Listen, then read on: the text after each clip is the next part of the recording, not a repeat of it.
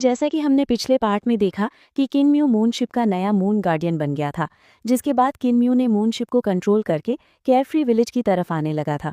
फिर हमने देखा कि किनम्यू आखिरकार केयरफ्री विलेज आ गया था, जिसके बाद किनम्यू पता चला था कि जिसने ग्रेट रूइंस को बर्बाद किया था उसने ही केयरफ्री विलेज को सील्ड कर दिया था, ताकि केयरफ्री विलेज से कोई भी बाहर ना जा सके। तो अब आगे ड्यूटियन डेविल किंग ने किनम्यू की बात सुनी और थोड़ा हैरान रह गया, फिर तुरंत समझ गया कि वो क्या कह रहा है। जंगल में ये रोकी गई जगह दुश्मनों के हमले से बचाने के लिए नहीं थी, बल्कि केयरफ्री विलेज के लोगों को बाहर निकलने से रोकने के लिए थी। अगर ये बाहरी दुश्मनों से बचाने के लिए होती तो रोकी गई जगह सिर्फ उन लोगों पर हमला करती जो अंदर घुसते, जबकि यहाँ चाहे लोग अंदर जाने की कोशिश कर रहे हों या बाहर आने की, उन सभी को बेरहमी से खत्म कर दिया जाता। किनारे पर जो खंडहर है वे वो रास्ता होना चाहिए जिसे केयरफ्री विलेज के लोगों ने केयरफ्री विलेज से भागने के लिए जबरदस्ती खोला था, न कि वो रास्ता जो अपने आप बना हो। जरा से भी अंदाजे से हालात को समझने के लिए आम लोगों ने कभी इस पर ध्यान नहीं दिया होता। जिन्होंने इस बदमाश को सिखाया है वे पक्का पक्के विलन हैं जो बहुत ज्यादा चालाक हैं। ड्यूटियन डेविल किंग बेकाबू होकर कांप गया। ये साफ था कि जहाज से चिपके हुए आसमानी शैतान किनम्यू की नजर से नहीं बच पाए थे। उसने अपना ज्ञान इसलिए नहीं बताया ताकि वे रास्ता टेस्ट कर सके। इतने बेरहम और खतरनाक नौजवान के टीचर तो पक्का विलन ही होंगे। ड्यूटियन डेविल किंग ने उस रोके हुए एरिया को देखा और मन ही मन सोचा, सिर्फ मूनशिप से हम इस जगह में नहीं घुस सकते।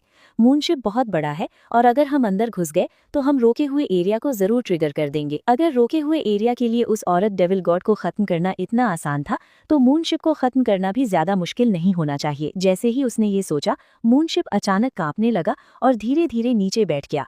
एक जोरदार झटके ने उस बड़े 3 पैरों वाले शिप को हिला दिया और वो फर्श पर लेट गया और हिलना बंद कर दिया। ड्यूटियन डेविल किंग ने तुरंत महसूस किया कि किनम्यू के आसपास का आसमानी भगवान का ऑरा गायब हो गया है और उसने राहत की सांस ली। अगर किनम्यू ने मूनशिप को रोके हुए एरिया में धकेल दिया होता तो वो भी खत्म हो जाता। भले ही किनम्यू ने केयरफ्री विलेज की तबाही देखी थी, फिर भी उसमें समझदारी थी, जिससे ड्यूटियन डेविल किंग हैरान रह गया। फिर उसने ड्रैगन किलिन को लात मारकर जगाया। ड्रैगन किलिन ने अपना सिर हिलाया और उसके पीछे पीछे धीमी और दबी हुई आवाज में पूछा, आयरन लॉम्प हम कहाँ हैं? ड्यूटियन डेविल किंग को गुस्सा आ गया।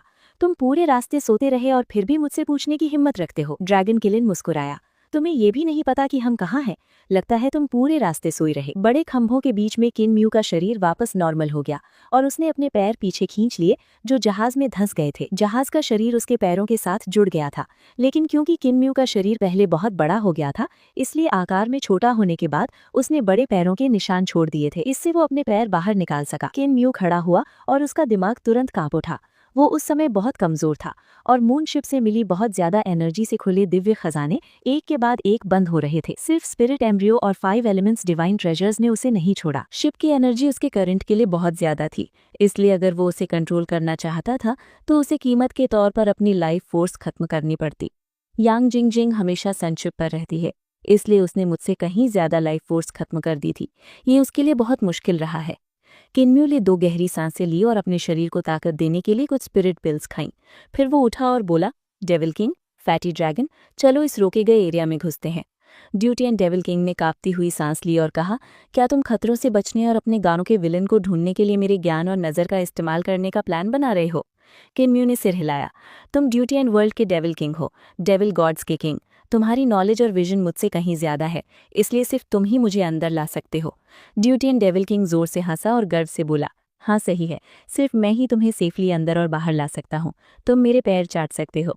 किनम्यू का एक्सप्रेशन थोड़ा बदला और ड्यूटियन डेविल किंग ने हंसते हुए तुरंत अपने शब्द बदल दिए। मैं मजाक कर रहा था, तुम्हें देखो, मैं तुम्हें अंदर और बाहर ला सकता हूँ, लेकिन तुम्हें मुझे छोड़ना होगा जैसा तुमने वादा किया था। तुम इसके लिए राजी हो? किनम्यू मुस्कुराया, चिंता मत करो, मैं पक्का अपनी बात नहीं बदलूंगा। मैं तुम्हारे साथ पैक्ट ऑफ अर्थ काउंट पर साइन कर सकता हूँ। ड्यूटियन डेविल किंग ने अपना सिर हिलाया, इसकी कोई ज़रूरत नहीं है। अगर हम पैक्ट ऑफ अर्थ काउंट पर साइन करते हैं तो मैं तुम पर विश्वास नहीं करूंगा। तुम पक्का मेरे कूदने के लिए गड्ढा खोद दोगे। किनम्यू जोर से हंसा और मन ही मन सोचा, ड्यूटियन डेविल किंग मुझे सच में अच्छी तरह जानता है। सिर्फ एक जुबानी वादे से मुझे उसे धोखा देना शर्म की बात है। दादा कृपल सही कह रहे हैं, मैं अभी भी बहुत दयालु हूँ। वो ड्रैगन किलिन की पीठ पर कूद गया और ड्यूटियन डेविल किंग भी चढ़ गया। ड्रैगन किलिन के पैरों के नीचे आग के बादल छा गए और वे धीरे धीरे जमीन पर उतर आए। जल्द ही वे रोक वाली जगह के किनारे पहुंच गए। ड्यूटियन डेविल किंग बहुत घबरा गया और उसने अपने मुंह से कुछ गियर थूक दिए। भले ही यहाँ एक सेफ रास्ता है, लेकिन ये सेफ रास्ता अंदर से बनाया गया है। अगर हम बाहर निकलने के लिए इसका इस्तेमाल करते हैं तो ज़्यादा खतरा नहीं होगा, लेकिन अगर हम अंदर जाने के लिए इसका इस्तेमाल करते हैं तो हमें काफ़ी खतरा होगा। तुम्हें मेरे पास रहना होगा और गलत रास्ता नहीं लेना होगा।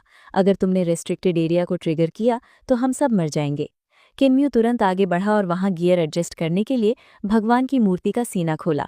कुछ और स्पेयर पार्ट्स डालते हुए उसने याद दिलाया, डेविल किंग, कोई चाल मत चलना वरना तुम भी फंस जाओगे।